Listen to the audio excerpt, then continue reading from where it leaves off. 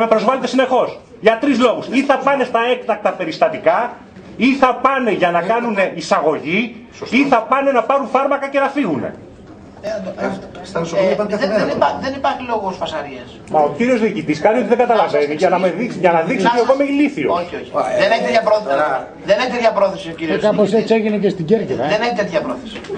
Έρχομαι στην ουσία. Για κάνουμε και δέκιο. τη φαρμακευτική ροή των νοσοκομείων θα μας παρουσιάσει ο κύριος Καλή με τον κύριο Κομματά σε επόμενη συνάντησή μας. Δεν υπάρχει.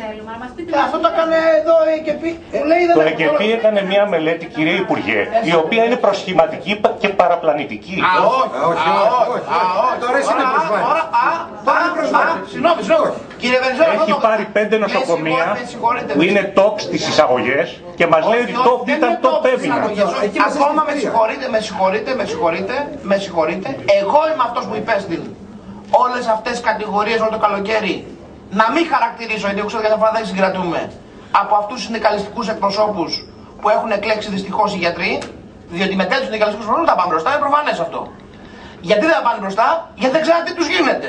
Διότι μας λέγανε ότι θα υπάρχουν τα ρέω στους δρόμους και ότι τα ράτα θα φτάσουν μέχρι την Ομόνια, από τον Ευαγγελισμό συγκεκριμένα, αγαπητέ κύριο Βενιζέλο.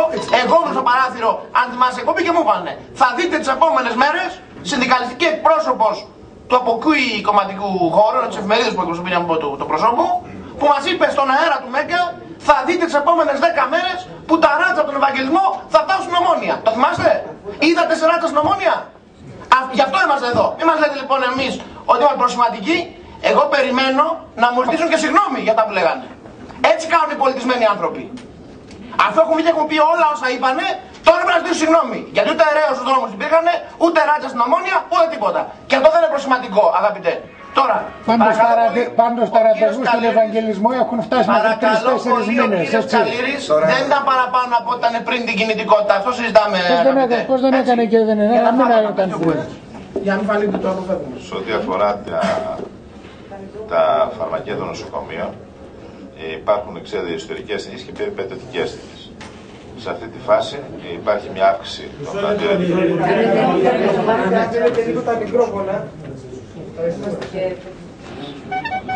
Υπάρχει μια αύξηση των αντιρετροϊκών φαρμάκων και των ακριβών φαρμάκων. Καλύπτεται στο 100% από τα φαρμακευτικά νοσοκομεία και προσπαθούμε να ανταποκριθούμε σε αυτή την μεγαλύτερη ζήτηση. Πάντως το πλαφόν που υφίσταται στον προϋπολογισμό των νοσοκομείων στα 670 εκατομμύρια ευρώ για δαπάνη φαρμακευτική το 2013 θα καλύψει τη ζήτηση.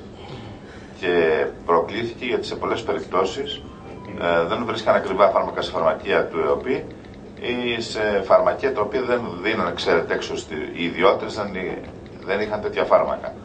Τώρα και με την νέα πολιτική και την εντολή του Υπουργού να μετακυλήσουμε και ακριβά φάρμακα τα οποία θα μπορούν να παρέχουν και στα φαρμακεία της γειτονιάς για να μπορεί ο πολίτης να εξυπηρετείται καλύτερα, νομίζουμε ότι θα ικανοποιηθεί πλήρως το αίσθημα δικαίου και θα ανταποκριθεί πλήρως στις ανάγκες των πολιτών. Κύριε Γενική, άλλο ρώτησα εγώ. Εγώ ρώτησα οι περιπατητικοί ασθενείς οι οποίοι πήγαν να ασκούν στο Μαρία Φλέμινγκ. Πήγαν κάπου αλλού. Κοιτάξτε, καταρχάς... Εκεί υπήρχε πρόβλημα στα νοσοκομεία που πήγαιναν από άποψη οικονομικής. Δεν είχαμε τέτοια συστήματα με τα φάρμακα καθόλου και καλύφθηκαν από γειτονιάζοντα νοσοκομεία τα οποία καλύψαν πλήρως την ανάγκη. Κύριε Γενικέ, με επιτρέπετε. Έτσι κι αλλιώς, επειδή είναι ευαίσθητη η διαδικασία των φαρμακείων,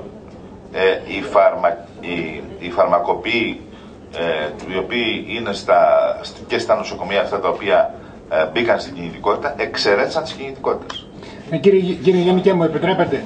Εγώ βλέπω εδώ ένα δημοσίευμα που λέει το εξής, ότι η δεύτερη υγειονομική περιφέρεια έστειλε έγγραφο. Σε έγγραφό της λέει ότι επιδεινώθηκε κατά τον τελευταίο μήνα η κατάσταση στο γενικό κρατικό, μιας και είναι μέσα στο δείγμα, γιατί από την Αγία Βαρβάρα ήρθαν πάρα πολλοί εξωτερικοί ασθενείς για φάρμακα, με συνέπεια η προσέγγιση σε αυτόν να μεγαλώσει. Και δεν χρηματοδοτήθηκε επιπλέον το νοσοκομείο της Νίκαιας για αυτόν τον σκοπό και δημιουργήθηκε πρόβλημα. Υπάρχουν τέτοια έγγραφα. Πώς το πρόβλημα που θέτεται, ναι, ετέθη από τη διοίκηση, καλύφθηκε από επιπλέον δαπάνη, γιατί ξέρετε ότι τα νοσοκομεία τα οποία αλλάξαν χρήση είχαν κάποιους προϋπολογισμούς. Μέχρι τον 8ο μήνα, θα μου πείτε δεν ήταν ετήσιο, αλλά υπολείπονται κάποιοι μήνες. Μέσω των λειτουργικών διαδικασιών και την απομείωση του λειτουργικού κόστους, περίπου ετησίως θα εξοικονομήσουμε περίπου 30 εκατομμύρια ευρώ πλάς από αυτά τις λειτουργικές δαπάνες. Σε ό,τι αφορά τώρα το συγκεκριμένο που λέτε, υπήρξε ενίσχυση του προϋπολογισμού του νοικαίας και βέβαια μέσα εντός της δεύτερης ΥΠΕ μπορούν να γίνονται ανακατανομές. Σε αυτή τη λογική καλύφθηκε πλήρως αυτή η μεγαλύτερη ζήτηση που υπήρξε όντως. Είναι λάθος ότι οι προϋπολογισμοί των νοσοκομείων του 2013 από την αρχή κάλυπταν το χρονικό διάστημα μέχρι τον 8ο, ένα το μήνα και μετά υπήρχε πρόβλημα? Δεν ισχύει αυτό για τα νοσοκομεία. Δεν ισχύει? Όχι. Δεν είναι μειωμένο το κονδύλι σε σχέση με το 12? Σε σχέση κάθε έτος υπάρχει μια μείωση κονδυλίου. Μπράβο. Σαφέστατα. Μέχρι Ένα που 860. Δεν υποχρεωθήκατε να δώσατε 100 εκατομμύρια προχθές έκτακτη επιχορήγηση στα νοσοκομεία? Να σας πω. Ένα 860 ήταν το όριο του 2013 με βάση τον κρατικό προϋπολογισμό. Εμείς αυτή τη στιγμή είμαστε περίπου στο 1.700 αποκάλυψη δαπανών αγορών. Πιστεύουμε ότι θα καλύψουμε και τα υπόλοιπα 160 εκατομμύρια που υπάρχουν. Και βέβαια να ξέρετε ότι υπάρχει ένα πρόβλημα με τις δεσμεύσεις συμβάσεων. Υπάρχουν συμβάσεις του 2013 οι οποίες δεσμεύονται τα χρήματα και δεν μπορείς να τα κάνεις κάτι άλλο και μπορεί αυτή η προκήρυξη ενός διαγωνισμού να καθυστερήσει το συμβατικό αντικείμενο και σου δέσμευε αυτές τις πιστώσεις. Αυτό που είπαμε στα νοσοκομεία για να αποδεσμεύσουμε τέτοιους κωδικούς είναι αυτές εφόσον δεν έχουν υπογράψει συμβάσεις και υπάρχουν προκηρύξεις διαγωνισμών για να μην δεσμεύουν το συμβατικό αντικείμενο, να το μετακυλήσουν στο επόμενο έτος. Αυτό ήταν μια εγκύκλωση του Υπουργείου Οικονομικών, η οποία εφόσον εσείς προκυρήσατε ένα διαγωνισμό, ο οποίος μπορεί να έχει 100 προβλήματα, να μην υπογράφατε σύμβαση μέσα στο 2013, να υπήρχαν ενστάσεις οτιδήποτε, ήσουν υποχρεωμένος να δεσμεύσεις το αντίστοιχο ποσό. Αυτό ήταν λάθος με τη λογική ότι θα δέσμευε αυτούς τους κωδικούς. Υποχρεωθήκατε να δώσατε έκτακτη επιχορήγηση 100 εκατομμύρια προχθές? Όχι, δεν είναι έκτακτη, είναι μέσα στις κανονικές επιχορηγήσεις που χορηγούμε στα νοσοκομεία. Μα έκτακτη μας είπατε. Επειδή είχαμε για τις εξυπόδρομες οφειλές, είχαμε 400 εκατομμύρια. Θα μεταφέρετε τέλος πάντων ένα ποσό στο επόμενο έτος? Να το πω λίγο απλά για να το καταλάβετε. Το μεταφέρετε? Όχι. Ο στόχος του 1.863, που είναι ο στόχος για το έτος 2013, όχι δεν πρόκειται να ξεπεραστεί, αλλά θα είμαστε και ελαφρώς πιο χαμηλά. Δεν υπάρχει ζήτημα δηλαδή, γιατί αυτό ρωτάτε, εάν χρειαζόμαστε κάποιους επιπλέον χρηματοδότηση από τον κρατικό προϋπολογισμό. Δεν χρειαζόμαστε επιπλέον. Η ροή των δαπανών των δημοσίων νοσοκομείων ακολουθεί τον προϋπολογισμό που έχουμε θέσει. Το μόνο πρόβλημα που υπήρχε ως προς χρηματοδότηση, γιατί εγώ δεν θέλω να προσπεράσω, να μην φανεί ότι λέτε κάτι λάθος, καλά το λέτε με την έννοια του εκτάκτου, είναι ότι ο ΕΟΠΗ δεν είχε δώσει και δεν δίνει στο χρονοδιάγραμμα που θα έπρεπε να δίνει τα χρήματα στα δημόσια νοσοκομεία. Έρχεται λοιπόν το ελληνικό κράτος και καλύπτει ταμιακά αυτά τα χρήματα έως ότου μπορέσει ο ΕΟΠΗ να καλύψει τη δική του υποχρέωση. Δεν είναι παραπάνω χρήματα, γιατί για το ελληνικό κράτος δικά του χρήματα είναι και του ΕΟΠΗ, δικά του χρήματα είναι και του κράτους και του προπολογισμού. Δηλαδή κάποιος θα επιστρέψει χρήματα μετά? Θα δούμε τι θα μπορέσει να καλύψει ο ΕΟΠΗ μέχρι τέλος του χρόνου και θα σας πούμε. Γιατί τα οικονομικά του ΕΟΠΗ εξελίχθηκαν κάπως καλύτερα από ό,τι τα αναμέναμε και άρα η αρχική μας ανησυχία για το μέγεθος των χρημάτων που θα χρειαζόμασταν από τον κρατικό προϋπολογισμό δεν είναι μειούμενη. Όταν εγώ ήρθα εδώ φαινόταν ότι θα χρειαζόμασταν περίπου 900 εκατομμύρια που δεν θα μπορούσε να μας δώσει ο ΕΟΠΗ. Αυτό ποσό σήμερα ως πρόβλεψη έχει πέσει περίπου στα 400 εκατομμύρια. Άρα έχουμε 500 εκατομμύρια βελτίωση και ως προς αυτό το δείκτη από ό,τι είχαμε προϋπολογίσει. Για να μην φύγουμε όμως από το αντικείμενο της σημερινής μας συζήτησης, να το κλείσουμε κάπου εδώ, Παναγιώτη, δεν ξέρω αν έχετε ακόμα. Όχι, εγώ εκείνο που έχω να πω ότι έχουμε 1618, τόσο δεν είναι, κύριε Υπουργέ, οι οποίοι αυτή τη στιγμή επανατοποθετούνται. Έχουμε 1618 περίπου νοσηλευτικό ιατρικό προσωπικό. 1621. Συγγνώμη για την ακρίβεια. 1629. Ζητώ συγγνώμη για το νούμερο, 1629. Οι οποίοι αυτή τη στιγμή οι κύριοι στόχοι είναι η ενίσχυση του Γενικού Ογκολογικού Νοσοκομείου Αγίων Αναργύρων, ώστε να λειτουργήσει πλήρως και να μπει στην εφημερία, ο πρώτος στόχος, και ο δεύτερος, η λειτουργία και η ενίσχυση του Αττικού Νοσοκομείου μέσα στα πλαίσια της αποδοτικότητας στην περιοχή η οποία βρίσκεται προς τον Πειραιά. Βεβαίως, σαν τρίτο κομμάτι έρχεται η ενίσχυση όλων των άλλων νοσοκομείων και η δημιουργία των μονάδων αστικού τύπου, θα την έλεγα, πρωτοβάθμιων μονάδων υγείας, τα κέντρα υγείας, στα οποία, εφόσον αυτά λειτουργήσουν μέσα στην περιοχή του Λεκανοπεδίου Αττικής, θα αποσυμφορήσουν, αυτή είναι η προσπάθεια, θα αποσυμφορήσουν και τα κεντρικά νοσοκομεία. Αλήθεια, πότε το βλέπετε αυτό να γίνεται? Για το κλείσουμε με τώρα, εντάξει, Παναγιώτη. Ναι, εγώ τελείωσα. Λοιπόν, για το κλείσουμε γιατί... Να ρωτήσω. Κύριε Γεωργιάδη, αν μου επιτρέπετε, καταρχάς να μας πείτε τι γίνεται με την επαρχία, αν έχετε καταλήξει σε κάποια συμπεράσματα. Γιατί είπατε θα κλείσω και αγχώδη. Και αν αυτό τέλος πάντων είναι ενδεικτικό, δηλαδή είδατε ότι δεν υπήρξε επιβάρυνση. Βέβαια, η αλήθεια είναι, συμφωνώ με τους συναδέλφους, δεν μιλήσατε για πρωτοβάθμια φροντίδα υγείας. Στα συγκεκριμένα νοσοκομεία κυρίως πρωτοβάθμια φροντίδα υγείας έκαναν. Οπότε δεν ξέρουμε, ας πούμε, χρόνους αναμονής. Μα τι λέτε? Μιλάμε για νοσοκομεία δευτεροβάθμια. Ναι, αλλά τι είναι στην πράξη? Τα έκτακτα. Τα συγκεκριμένα νοσοκομεία. Αν αυτό που μου λέτε είναι ότι αυτά τα νοσοκομεία έκαναν μόνο πρωτοβάθμια. Όχι μόνο.